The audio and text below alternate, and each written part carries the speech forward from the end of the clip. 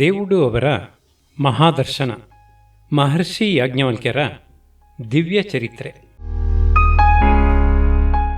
ಸುಖ ಪ್ರಸವ. ಮರುದಿನ ಆಲಂಬಿನಿಯು ತಾಯಿಯೊಡನೆ ಕರ್ಮ ವಿಚಾರವಾಗಿ ಪ್ರಸ್ತಾಪ ಮಾಡಿ ಗಂಡನು ತನಗೆ ಹೇಳಿದುದೆಲ್ಲವನ್ನೂ ಹೇಳಿದಳು. ತಾಯಿಗೆ ಆಶ್ಚರ್ಯವಾಗಲಿಲ್ಲ. ನೀನು ಮಾಡಿದುದು ಸರಿ, ದೇಹವೇ ನಾನು ಎಂದುಕೊಳ್ಳುವವರ ಮಾತು ಬೇರೆ, ದೇಹವು ನಾನಲ್ಲ, ನಾನು ಎನ್ನುವುದು ಬೇರೊಂದಿದೆ ಎಂದು ನಂಬಿರುವವರು ಹೀಗೇ ಮಾಡಬೇಕು. ನಿಜ, ಹೆಣ್ಣು ಜನ್ಮ ಹುಟ್ಟುತ್ತಲೇ ನಾಚಿಕೆಯ ಹೊದಿಕೆಯನ್ನು ಹೊತ್ತೇ ಹುಟ್ಟಿದೆ. ಹಾಗೆಂದು ಗಂಡನು ಮನೆಗೆ ದ್ರೋಹ ಬಗೆಯುವುದು ಆದೀತೆ? ಹಾಗಾದರೆ ಹುಟ್ಟಿದ ಮನೆಗೂ ದ್ರೋಹವಾದೀತು. ಅದರಿಂದ ನೀನು ಮಾಡಿದುದು ಸರಿ ಆಯಿತು. ಹೆರಿಗೆಯ ಮನೆಯನ್ನು ಎಲ್ಲಿ ಮಾಡಬೇಕು ಎಂದಿದ್ದೀರಿ? ಅದು ಮೊದಲು ಹೇಳು. ನಡುಮನೆಯಲ್ಲಿ ಒಂದು ಮೂಲೆಯಲ್ಲಿ ತೆರೆಗಳನ್ನು ಕಟ್ಟಿ ಮಾಡುವುದು. ಸರಿ, ಅಲ್ಲೇ ಮಾಡಿ. ಅದಕ್ಕೆ ಎರಡು ಕಡೆಯಿಂದ ದಾರಿ ಇರಲಿ. ಮಗು ಹುಟ್ಟುತ್ತಲೂ ನಾನು ಸೂಲಗಿತ್ತಿಯನ್ನು ಒಂದು ದಾರಿಯಿಂದ ಈಚೆಗೆ ಕರೆದುಕೊಂಡು ಬಂದು ಬಿಡುತ್ತೇನೆ. ಇನ್ನೊಂದು ದಾರಿಯಿಂದ ನಿನ್ನ ಗಂಡನು ಬಂದು ಕರ್ಮವನ್ನು ಮುಗಿಸಿಕೊಂಡು ಹೋಗಲಿ. ಅವರು ಹೊರಟು ಹೋಗುತ್ತಲೂ ನೀನು ನನ್ನನ್ನು ಕೂಗು.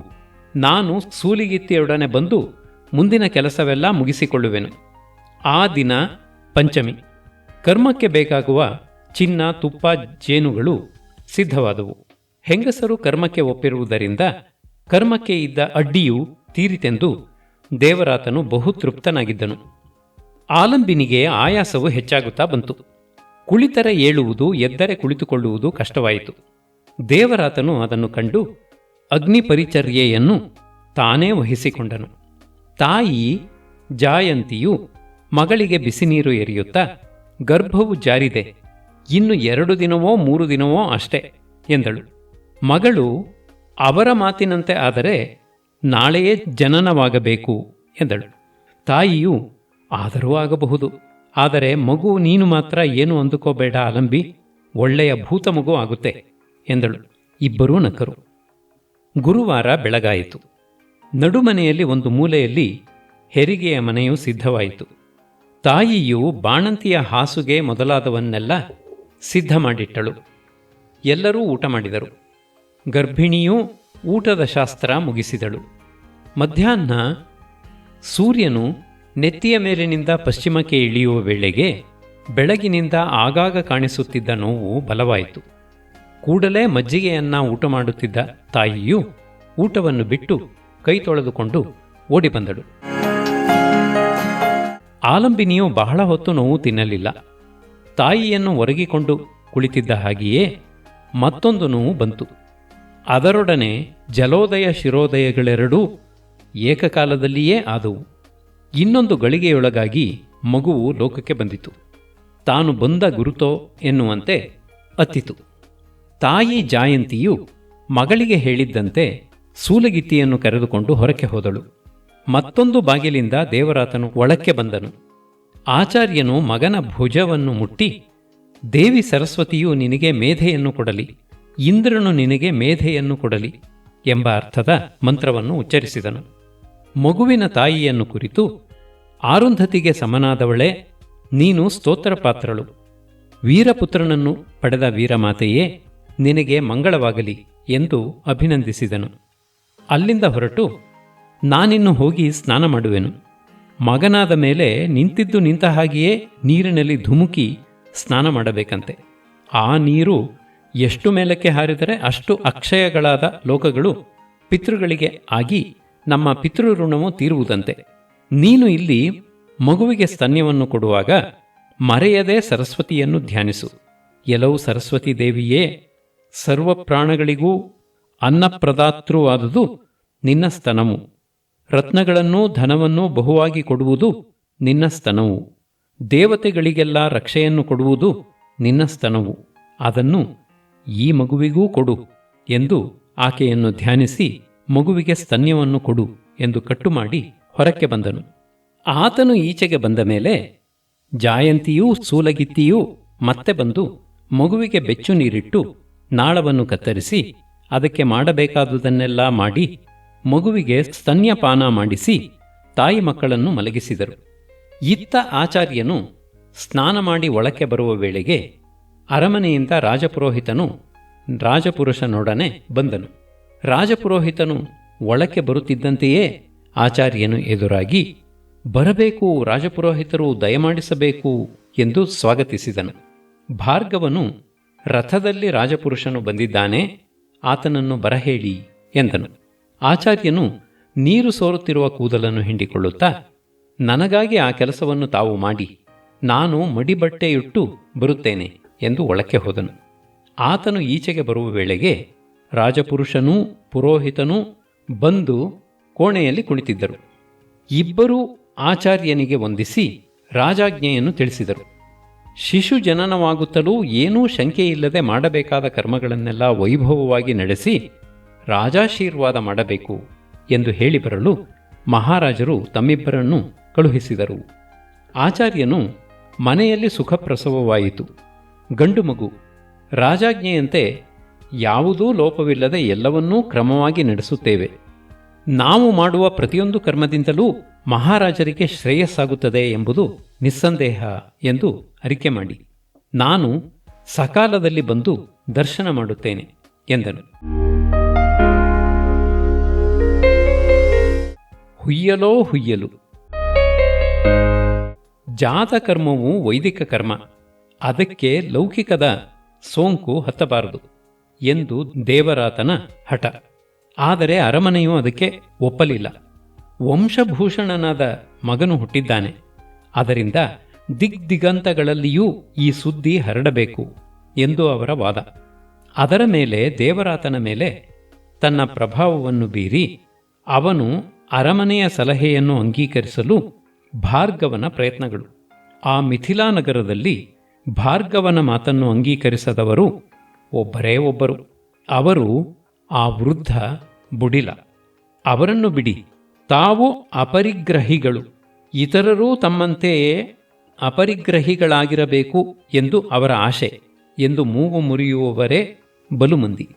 ಅಂತೂ ಜಾತಕರ್ಮವು ರಾಜವಾಡೆಯ ಕರ್ಮಗಳಂತೆ ನಡೆಯಿತು. ಒಂದು ಗಾಡಿ ಸಕ್ಕರೆಯನ್ನು ಹಂಚಿಯಾಯಿತು. ಅರಮನೆಯ ಜೋಯಿಸರೇ ಬಂದು ಜಾತಕವನ್ನು ಬರೆದರು. ಅವರಿಗೆ ಆಶ್ಚರ್ಯ. ಆಚಾರ್ಯರೇ, ನಾನು ಇದುವರೆಗೆ ಇಂತಹ ಶುಭ ಜಾತಕವನ್ನು ನೋಡಿರಲಿಲ್ಲ. ತುಲಾ ಲಗ್ನ, ಚತುರ್ಥದಲ್ಲಿ ಕುಜ ಉಚ್ಚ, ದಶಮದಲ್ಲಿ ಗುರು ಉಚ್ಚ, ದ್ವಿತೀಯದಲ್ಲಿ ರವಿ ನೋಡಿದರೆ ಈತನು ವಂಶಭೂಷಣನಾಗುವುದಿರಲಿ, ಲೋಕಕ್ಕೆ ವಿಭೂಷಣನಾಗುವುದರಲ್ಲಿ ಸಂದೇಹವಿಲ್ಲ. ಈತನಿಗೆ ಬಾಯಿ ಕೊಟ್ಟು ಬದುಕುವವರಿಲ್ಲ ಎಂದು ಎಷ್ಟೋ ವಿಧವಾಗಿ ಹೊಗಳಿದರು.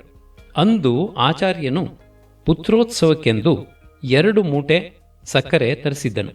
ಅರಮನೆಯಿಂದ 3 ಮೂಟೆ ಸಕ್ಕರೆ ಬಂತು.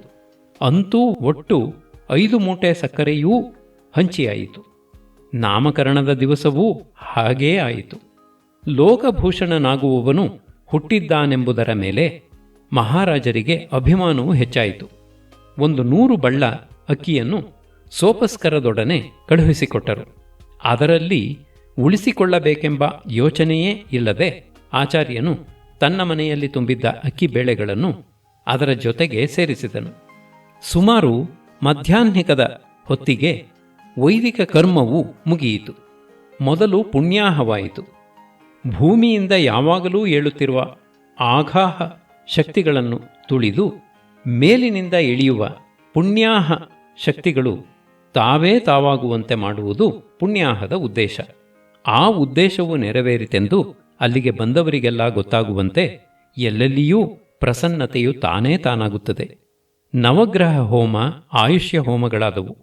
ನವಗ್ರಹಗಳೂ ಪ್ರಸನ್ನರಾಗಿ ಬಂದು ಆಹುತಿಯನ್ನು ತೆಗೆದುಕೊಂಡು ಹೋದುದನ್ನು ಅಲ್ಲಿ ಜ್ಞಾನಚಕ್ಷುಸ್ಸಿದ್ದವರೆಲ್ಲರೂ ಕಂಡು ಸಾಧು ಸಾಧು ಎಂದರು. ಆಯುಷ್ಯ ಹೋಮ ಕಾಲದಲ್ಲಿ ಅಗ್ನಿಯು ಪ್ರಸನ್ನನಾಗಿ ಜ್ವಾಲಮಾಲಾ ಪರಿಶೋಭಿತನಾದರೂ ಶಾಂತನಾಗಿ ಪ್ರದಕ್ಷಿಣಾಕಾರವಾಗಿ ಸಂಚರಿಸುತ್ತಾ ಹವ್ಯವನ್ನು ಸ್ವೀಕರಿಸಿದನು. ಹೋಮಕ್ಕೆ ಬಂದಿದ್ದ ಋತ್ವಿಜರು, ನಾವು ಇದುವರೆಗೂ ಎಷ್ಟೋ ಹೋಮಗಳನ್ನು ಮಾಡಿದ್ದೇವೆ, ಆದರೆ ಯಜ್ಞೇಶ್ವರನು ಇಷ್ಟು ಪ್ರಸನ್ನನಾಗಿದ್ದುದನ್ನು ನೋಡಿಯೇ ಇಲ್ಲ. ಹೊಗೆಯ ಹೆಸರೇ ಇಲ್ಲವಲ್ಲ. ಭಲೆ ಭಲೆ, ನೋಡಿದರೆ ಈ ಮಗುವು ದೇವಕಾರ್ಯಾರ್ಥವಾಗಿಯೇ ಜನಿಸಿರಬೇಕು ಎಂದು ಮಗುವನ್ನು ಹೊಗಳಿದರು. ಇತರರು ಕೆಲವರು, ನೀವು ಸರಿಯಾಗಿ ಯೋಚಿಸಲಿಲ್ಲ, ಅಲ್ಲಿ ಕುಳಿತವರು ಯಾರು? ಸಾಕ್ಷಾತ್ ಯಜ್ಞಮಳ್ಕೆರು, ದೇವರಾತರೆಂದು ಅವರ ಹೆಸರು. ಅಲ್ಲದೆ ಆಚಾರ್ಯರವರು ಅವರು ಎಷ್ಟು ಯಾಗಗಳಲ್ಲಿ ಅಧ್ವರ್ಯ ಮಾಡಿ ಯಜ್ಞೇಶ್ವರನನ್ನೂ ದೇವತೆಗಳನ್ನೂ ಮೆಚ್ಚಿಸಿದ್ದಾರೋ ಅವರೇ ಯಜಮಾನರಾಗಿ ಕುಳಿತಿರುವಾಗ ಹೀಗಾಗುವುದೇನು ಮಹಾ ಆಶ್ಚರ್ಯ ಎಂದರು. ಅನಂತರ ಪಿತೃಪೂಜಾರೋಪವಾದ ನಾಂದಿ ಯಜ್ಞವು ನೆರವೇರಿತು. ಮಗನಿಗೆ ದೇವರಾತನು ಯಾಜ್ಞವಲ್ಕ್ಯನೆಂದೇ ಹೆಸರಿಟ್ಟನು. ಅಲ್ಲಿಗೆ ಬಂದಿದ್ದ ಕುಲಪತಿ ವೈಶಂಪಾಯನನು ಕುಲಪತಿ ಉದ್ದಾಲಕನ ಮುಖವನ್ನು ನೋಡಿದನು. ಆತನು ಮುಸಿ ಮುಸಿ ನಗುತ್ತಾ, ಈ ಮಗುವು ಬ್ರಹ್ಮಜ್ಞಾನಿಯಾಗಿ ಕರ್ಮತ್ಯಾಗ ಮಾಡಾನೆಂದು ಆಚಾರ್ಯರಿಗೆ ಹೆದರಿಕೆ. ಆದ್ದರಿಂದ ಈ ಹೆಸರಿದ್ದರೆ ಯಾವಾಗಲೂ ಆತನಿಗೆ ತಾನು ಕರ್ಮಠರ ವಂಶದವನೆಂದು ನೆನಪಾಗುತ್ತಿರುತ್ತದೆ ಎಂದು ಆಚಾರ್ಯರ ಅಭಿಮತ. ಇರಲಿ ಬಿಡಿ, ತಾಯಿ ಮನೆಯಲ್ಲಿ ಇನ್ನೂ ಯಾವುದಾದರೂ ಹೆಸರಿಟ್ಟು ಕರೆಯುತ್ತಾ ಬರುತ್ತಾರೆ, ಅದೇನು ಮಹಾ ಎಂದನು.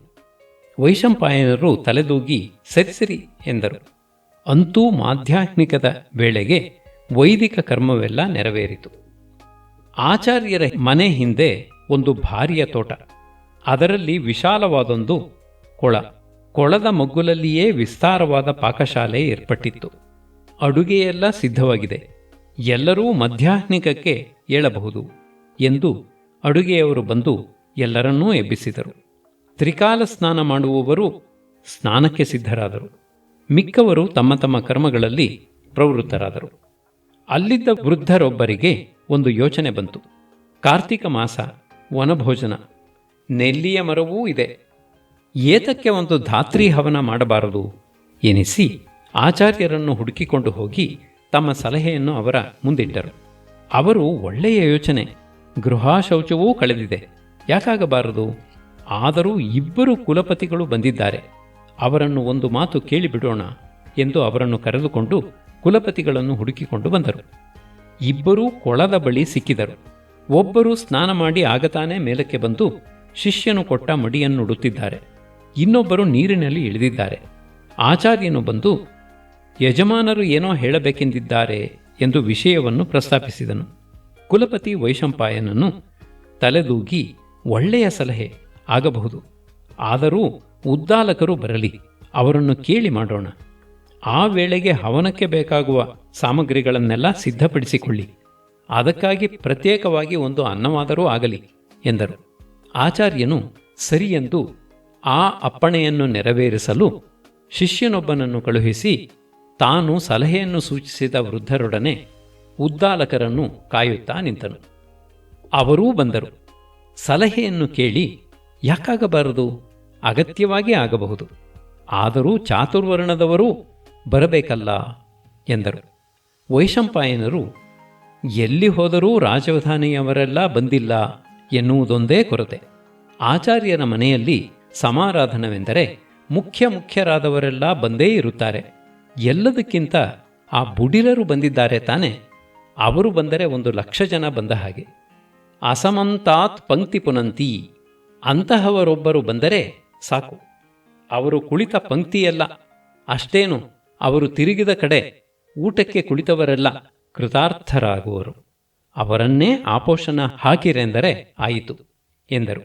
ಅಷ್ಟರಲ್ಲಿ ಸನ್ನಾಹಾರ್ಥವಾಗಿ ಹೋಗಿದ್ದ ಶಿಷ್ಯನು ಬಂದು ಎಲ್ಲವೂ ಸಿದ್ಧವಾಗುತ್ತಿದೆ ಎಂದು ಅರಿಕೆ ಮಾಡಿದನು. ಬ್ರಹ್ಮಯಜ್ಞವಾದ ಮೇಲೆ ಇಬ್ಬರು ಕುಲಪತಿಗಳ ಸಮ್ಮುಖದಲ್ಲಿ ಬುಡಿಲರು ಧಾತ್ರಿ ಹವನ ಮಾಡುವುದೆಂದು ಗೊತ್ತಾಯಿತು. ಸಕಾಲದಲ್ಲಿ ಧಾತ್ರಿ ಹವನವಾಗಿ ಎಲ್ಲರೂ ವೈಶ್ವದೇವವನ್ನು ನೆರವೇರಿಸಿದರು. ಭೋಜನಾತ್ ಪೂರ್ವದಲ್ಲಿ, ಭೋಜನಾನಂತರದಲ್ಲಿ ವೇದಘೋಷಗಳು ಮೊಳಗಿದವು. ಅಂದು ಅಲ್ಲಿ ನೆರೆದಿದ್ದ ಚಾತುರ್ವರ್ಣದವರೂ ಪುಷ್ಕಳವಾಗಿ ಭೋಜನ ಮಾಡಿದರು. ಸಂಜೆಯವರೆಗೂ ಸಮಾರಾಧನೆ ನಡೆಯಿತು. ಆಚಾರ್ಯನ ಉಗ್ರಾಣದಲ್ಲಿ ತುಂಬಿಟ್ಟಿದ್ದ ಅಕ್ಕಿ ಬೇಳೆಗಳೆಲ್ಲ ವೆಚ್ಚವಾದವು. ಆದರೂ ಆಚಾರ್ಯನ ಮುಖದ ಮೇಲೆ ಚಿಂತೆಯ ಗೆರೆಯೊಂದು ಕಾಣಲಿಲ್ಲ. ಎಲ್ಲವೂ ಸಾರ್ಥಕವಾಯಿತು, ಭೂತ ತೃಪ್ತಿಯಾಯಿತು. ಈ ಮಗುವಿನ ಜೀವನದಲ್ಲಿಯೂ ಎಲ್ಲವೂ ಹೀಗೇ ಸಾರ್ಥಕವಾಗಲಿ, ಅವನು ಅನೃಣನಾಗಿ ಕೃತಾರ್ಥನಾಗಲಿ ಎಂದು ದೇವರಿಗೆ ಕೈಮುಗಿದನು.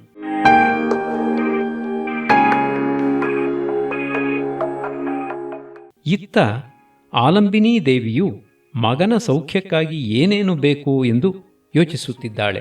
ಬಹುದಿನಗಳಿಂದ ಶೇಖರಿಸಿಟ್ಟಿದ್ದ ಧಾವಳಿಗಳೆಲ್ಲ ಈಚೆಗೆ ಬಂದವು. 3-4 ತಿಂಗಳುಗಳಿಂದ ಆಲಂಬಿನಿಯೂ ಜಾಯಂತಿಯೂ ಕೂಡಿಟ್ಟಿದ್ದ ಸೀರೆ ಪಂಚೆಗಳ ತುಂಡುಗಳೆಲ್ಲ ಗಂಟಿನಲ್ಲಿಟ್ಟಿದ್ದವು ಗಾಳಿಯಲ್ಲಿ ಹಾರಾಡಿದವು. ಜಾಯಂತಿಯು ಮೊಮ್ಮಗನಿಗೆ ಆರತಿಗೆಂದು ಉಂಡೆ ಸಿದ್ಧಪಡಿಸಿದಳು. ತೊಟ್ಟಿಲು ತನ್ನ ಸ್ಥಾನದಲ್ಲಿ ಅಲಂಕೃತವಾಗಿ ಮಗುವನ್ನು ಬರಮಾಡಿಕೊಳ್ಳಲು ಅಣಿಯಾಯಿತು. ಅಂದಿನ ಸಾಯಂಕಾಲ ಹೆಂಗಸರ ಹುಯ್ಯಲು.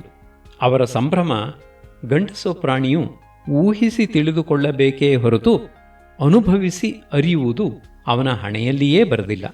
ಹೆಂಗಸು ಸಂಭ್ರಮ ಪಡಲು ತನ್ನ ಕಾರ್ಯವೇ ಆಗಬೇಕಾಗಿಲ್ಲ. ತನಗೆ ಸಂಬಂಧವೇ ಇಲ್ಲದಿದ್ದರೂ ಇನ್ನೊಬ್ಬರ ಮನೆಯ ಕೆಲಸವಾದರೂ ಅದರಲ್ಲಿ ಅಭಿಮಾನ ವಹಿಸಬಲ್ಲಳು. ಹಾಗಿರುವಾಗ ಆಚಾರ್ಯರ ಪತ್ನಿ ಎಂದರೆ ಊರಿಗೆಲ್ಲ ಬೇಕಾದವರು. ಇನ್ನು ಕೇಳಬೇಕೆ? ಹಾಡುಗಳ ಕೂಗಾಟದಲ್ಲಿ, ಆ ನಗೆಗಳ ನರ್ತನದಲ್ಲಿ, ಗುಂಡಪ್ಪನ ಪೂಜೆಯಿಂದ ಹಿಡಿದು ನಡೆಯಬೇಕಾದ ಕಾರ್ಯವೆಲ್ಲ ಸಂಭ್ರಮವಾಗಿ ಜಾಯಂತಿಯ ನೇತೃತ್ವದಲ್ಲಿ ನಡೆಯಿತು. ಎಲ್ಲರೂ ಬಾಣಂತಿಯನ್ನು ನೋಡಿದಿರಾ? ಹೆತ್ತವಳಂತೆ ಇಲ್ಲವೇ ಇಲ್ಲ, 16 ದಿನದ ಪ್ರಸ್ತದ ಹುಡುಗಿಯ ಹಾಗಿದ್ದಾಳೆ ಎನ್ನುವವರೇ. ಬಂದವರೆಲ್ಲ ಮಗುವನ್ನು ನೋಡಿ ಆನಂದದಿಂದ, ಆಲಂಬಿ, ಮೊದಲು ನಿಮ್ಮ ಮಗನಿಗೆ ಇಳಿ ತೆಗೆಯಿರಿ. ತೊಟ್ಟಿಲ ತುಂಬ ಮಲಗಿರುವ ಈ ಮಗುವನ್ನು ನೋಡಿ ಕರುಬದವರಾರು? ಎಲ್ಲಾದರೂ ದೃಷ್ಟಿಯಾಗದಿರುವುದುಂಟೆ? ಹುಣ್ಣಿಮೆಯ ಚಂದ್ರನ ಹಾಗೆ ಬೆಳಗುತ್ತಿದ್ದಾನೆ. ಆ ಹಣೆ ನೋಡಿ, ಆ ಮೂಗು ನೋಡಿ, ಆ ಬಾಯಿ ನೋಡಿ, ಆ ತುಟಿ ನೋಡಿ, ಅಲ್ಲಿ ನೋಡಿ ಆ ಪುಟ್ಟ ಕೈತೋಳು, ಅದೆಷ್ಟು ಉದ್ದ ಆ ತೋಳು, ಆ ಕಿವಿಗಳು ನೋಡಿ, ಒಳ್ಳೆಯ ಆನೆ ಕಿವಿಗಳು ಇದ್ದ ಹಾಗೆ ಇವೆ ಎಂದು ಹಲವು ತೆರನಾಗಿ ಹೊಗಳಿದರು. ಎಲ್ಲರ ಬಾಯಲ್ಲೂ ಒಂದೇ ಮಾತು, ಆಲಂಬಮ್ಮ ಅದೃಷ್ಟಶಾಲಿ, ಅಂತಹ ಗಂಡ, ಆ ಗಂಡನಿಗೆ ತಕ್ಕ ಮಗು, ಅಂತೂ ಈ ಮಗನನ್ನು ಪಡೆದು ಜನ್ಮ ಸಾರ್ಥಕ ಮಾಡಿಕೊಂಡಳು. ಆಚಾರ್ಯರು ಮಗನಾದಾನೇ ಎಂದು ಮಾಡಿದ ತಪಸ್ಸು ಸಾರ್ಥಕವಾಯಿತು. ಅವರು ಭವಿಷ್ಯವನ್ನು ಬಲ್ಲವರಲ್ಲ. ಅವರಲ್ಲಿ ಯಾರಾದರೂ ಶಾಸ್ತ್ರಜ್ಞರಿದ್ದಿದ್ದರೆ ತಾವು ಆಡಿದ ಮಾತು ಲೋಕಾಭಿರಾಮವಾಗಿ ಆಡಿದುದಲ್ಲ, ಅದು ಶಾಸ್ತ್ರವಾಣಿಯಷ್ಟೇ ಖಚಿತವಾಗಿತ್ತು ಎಂದು ತಿಳಿದು ನಂಬಿಕೆಯಿಂದ ಇರುತ್ತಿದ್ದರು. ಗದ್ದಲವೆಲ್ಲವೂ ಶಾಂತವಾದ ಮೇಲೆ ಆಚಾರ್ಯನು ಬಂದು ಹೆಂಡತಿಯನ್ನು ಮಾತನಾಡಿಸಿದನು. ಆಕೆಯು ಗಂಡ ಬಂದನೆಂದು ಏಳಲು ಹೋದಳು. ಗಂಡನು, ಬೇಡ ಬೇಡ, ಇನ್ನು ಮೇಲೆ ನನ್ನ ಮಗನ ತಾಯಿ ಎಂದು ನಿನ್ನನ್ನು ನಾನು ಗೌರವಿಸಬೇಕು. ನೀನು ಗೌರವಿಸುವ ಕಾಲವೂ ಕಳೆದು ಹೋಯಿತು. ನೋಡು, ನಾನು ಬಂದುದು ನಿನ್ನನ್ನು ಎಚ್ಚರಿಸುವುದಕ್ಕೆ. ಇನ್ನು ಮುಂದೆ ಮಗುವನ್ನು ಎತ್ತಿಕೊಳ್ಳುವಾಗ ಮರೆಯದೆ ಸರಸ್ವತಿಯನ್ನು ಧ್ಯಾನ ಮಾಡು. ತೊಟ್ಟಿಲಲ್ಲಿ ಇಟ್ಟು ತೂಗುವಾಗ ಭದ್ರಂ ಕರ್ಣೇಭಿಹಿ ಹೇಳುತ್ತಿರು. ಒಂದು ವೇಳೆ ಸಂತಸದಲ್ಲಿ ಹೇಳುವುದು ಬೇಡವೆನ್ನಿಸಿದರೆ ಅದರ ಅರ್ಥವನ್ನು ಲೌಕಿಕ ಭಾಷೆಯಲ್ಲಿ ಹಾಡು ಮಾಡಿಕೊಂಡು ಹೇಳು. ಮಿಕ್ಕಾಗ ಆ ಮಗುವನ್ನು ತೊಡೆಯ ಮೇಲೆ ಮಲಗಿಸಿಕೊಂಡು ಆಡಿಸುವಾಗ ಪೂರ್ಣಮದಃ ಮರೆಯಬೇಡ. ನಾನಿನ್ನು ಬರುತ್ತೇನೆ. ಬೆಳಗಿನಿಂದ ನಿನಗೂ ಅವಕಾಶವಿಲ್ಲದಷ್ಟು ಕೆಲಸವಾಗಿ ಆಯಾಸವಾಗಿದೆ. ಮಲಗಿ ನಿದ್ದೆ ಮಾಡು. ದೇವತೆಗಳು ನಿನ್ನನ್ನೂ ನಿನ್ನ ಮಗನನ್ನೂ ಕಾಪಾಡಲಿ ಎಂದನು. ಆ ವೇಳೆಗೆ ಊಟಕ್ಕೆ ಹೋಗಿದ್ದ ತಾಯಿಯೂ ಬಂದಳು. ಅತ್ತೆಯು ಬಂದುದನ್ನು ಕಂಡ ಅಳಿಯನು ಗೌರವವಾಗಿ ಎದ್ದು ಹೊರಟು ಹೋದನು. ತಾಯಿಯು ಮಗಳನ್ನು ಹಾಸ್ಯ ಮಾಡಿದಳು. ಅಲ್ಲವೇ, ಗಂಡನನ್ನು ಕರೆಸಿಕೊಂಡವಳು ಮಗುವನ್ನು ಅವರ ಕೈಗೆ ಕೊಡಬಾರದಾಗಿತ್ತೇ ಎಂದಳು. ಮಗಳು ಆ ಹಾಸ್ಯವನ್ನು ಒಪ್ಪಿಕೊಳ್ಳುತ್ತಾ ತುಂಟತನವನ್ನು ಪ್ರತಿಬಿಂಬಿಸುವಂತೆ, ನಾವು ಹೀಗಿರಲಿ ಅಂತ ತಾನೇ ನೀವು ಕೋರುವುದು? ಅವರ ಮಗುವನ್ನು ಅವರು ಎತ್ತಿಕೊಂಡರೆ ನಾನು ಅಡ್ಡವಾಗಬಾರದೇ ಹೊರತು ನಾನು ಕೊಡಬೇಕೇನು? ಇಷ್ಟಕ್ಕೂ ಮಧ್ಯಾಹ್ನದಲ್ಲಿ ಬೇಕಾದ ಹಾಗೆ ನೋಡಿದ್ದಾರಲ್ಲ. ಈ ತಿಂಗಳ ಪುರುಡು ಕಳೆದ ಮೇಲೆ ಬೇಡವೆಂದರೂ ಎತ್ತಿಕೊಳ್ಳುತ್ತಾರೆ. ಈಗ ಬಂದಿದ್ದುದು ಮಂತ್ರಗಳನ್ನು ಜಪ ಮಾಡುತ್ತಿರು, ಕೊನೆಗೆ ಮಂತ್ರಾರ್ಥವನ್ನಾದರೂ ನೆನೆಯುತ್ತಿರು ಎಂದು ಹೇಳುವುದಕ್ಕೆ ಎಂದಳು. ತಾಯಿಗೆ ಮಗಳು ಹಿಂದೆ ಹೇಳಿದ್ದ ಕನಸಿನ ನೆನಪಾಗಿ ಆ ಮಗುವು ಎಂತಹ ಮಹಾನುಭಾವನಾಗುತ್ತಾನೋ ಯಾರಿಗೆ ಗೊತ್ತು ಎನಿಸಿತು. ಅಡಕೆಲೆಯು ಬಾಯಿ ತುಂಬಿತ್ತು, ನಿದ್ದೆಯು ಕಣ್ಣು ತುಂಬಿತ್ತು. ಮಾತನಾಡುತ್ತಲೇ ಹಾಗೆಯೇ ಒರಗಿಕೊಂಡಳು. ಬೆಳಗಿನಿಂದ ದುಡಿದು ಆಯಾಸಪಟ್ಟಿದ್ದ ದೇಹ ನಿದ್ದೆಯಲ್ಲಿ ಮರೆಯಿತು.